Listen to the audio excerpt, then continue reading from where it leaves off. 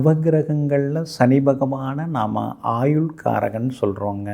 அவர் நல்ல இடத்துல இருந்தால் தான் ஒருத்தவங்களுக்கு ஆயுள் நல்லாயிருக்கும். நீண்ட ஆயுளோடு இருந்து நாம் வாழ்ந்து காட்ட முடியும். சனி பகவான் ஒருத்தவங்க ஜாதகத்தில் நல்லா இருந்தால் அடர்த்தியான முடி இருக்கும்.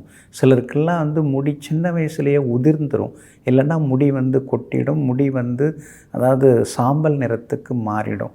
இதெல்லாம் சனி பகவான் பலவீனமாக இருக்கிறதுனால வரக்கூடிய தொந்தரவுகள். அதே மாதிரி நகம்லாம் சிலருக்கு ரொம்ப அழகாக இருக்கும். அந்த நகம் நல்லா இருக்குது அப்படின்னு சொன்னால் அது காரணம் சனி பகவான் தான். ஏன்னா நகம், முடி இந்த ரெண்டுக்கும் உரிய கிரகம் சனி பகவான் தான். ஆனால் சனி பகவான் அதே நேரத்தில் கொஞ்சம் பலவீனமாக இருந்தால் நகத்தை நீளமாக வளர்ப்பாங்க.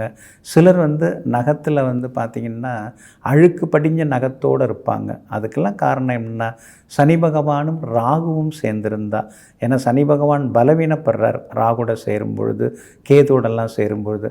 அப்போ தான் அழுக்கு தோய்ந்த நகத்தோட அதை சரியாக பராமரிப்பாமல் சிலர்லாம் இருப்பாங்க.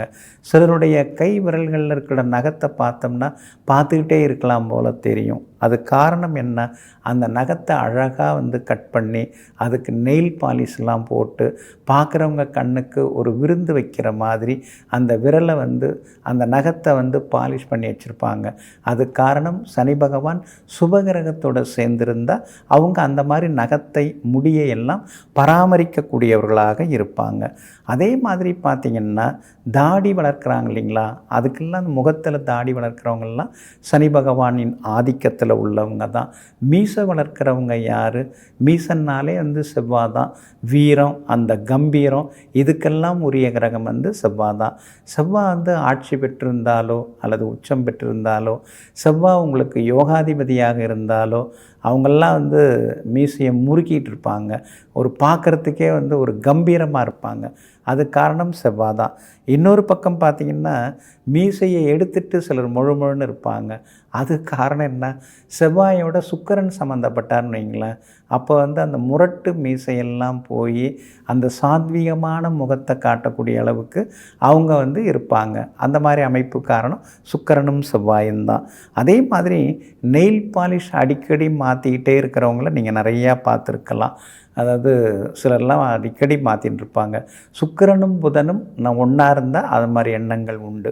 இப்போ இந்த 3ஆம் இடம் இருக்கு இல்லைங்களா, அதுதான் லக்னத்துக்கு 3ஆம் இடம் தான் கைகளுக்கு உரிய இடம், விரல்களுக்கும் அதுதான்.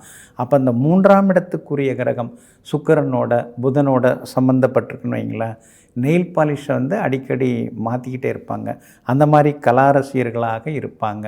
3ஆம் இடத்துக்குரிய கிரகத்துடன் சுக்கிரன் சேர்ந்திருந்தாலோ, 3ஆம் இடத்துக்குரிய கிரகத்துடன் புதன் சேர்ந்திருந்தாலோ, உடுத்தியிருக்கிற உடையிலிருந்து, அவங்க நெயில் பாலிஷ்லேருந்து, அவங்க ஏறி போகிற கார் நிறத்திலேருந்து எல்லாம் மேட்சாக எல்லாமே பார்ப்பாங்க.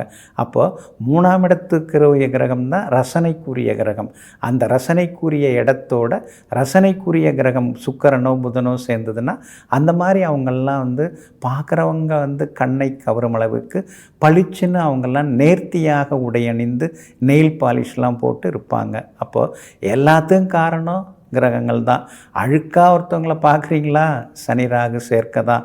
பளிச்சின்னு ஒருத்தவங்களை பார்க்குறீங்களா, சுக்கிரன் புதன் சேர்க்க தான். அதனால் ஜோதிடத்தை தெரிந்து கொள்வோம், சந்தோஷமாக வாழ்வோம். நெஞ்சிற்கினியவர்களே, மங்கள வாரமாகிய இன்றைய நாள் உங்களுக்கு மகிழ்ச்சியையும் மன நிறைவையும் வாரி வழங்கும் அதிர்ஷ்டகரமான நாளாக அமையட்டும். மீண்டும் நாளை காலை சந்திப்போம். நன்றியுடன் உங்கள் ஜோதிட முனைவர் KP வித்யாதரன். வணக்கம்.